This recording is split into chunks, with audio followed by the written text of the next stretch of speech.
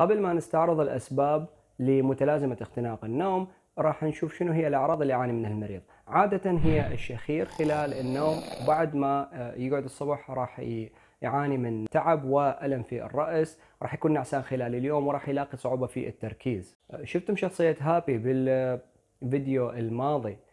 فأول سبب من أسباب متلازمة اختناق النوم هو زيادة بالوزن وتجمع الدهون حول منطقة العنق. السبب الثاني فهو راح يصير ترهل بعضلات البلعوم مع التقدم بالعمر. بعد عندنا أيضا صغر حجم الفك ورجوعه للخلف، تضخم اللوزتين.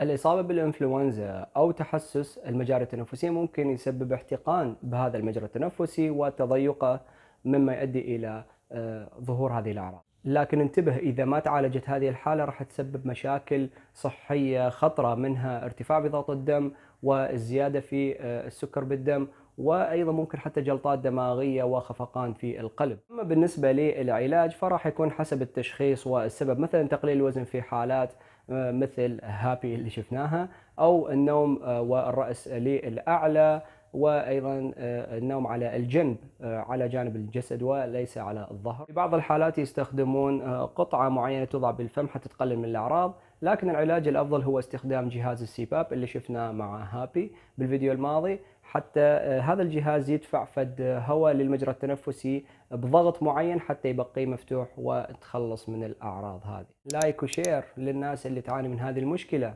أشوفكم بخير وصحة وعافية للجميع، في أمان الله.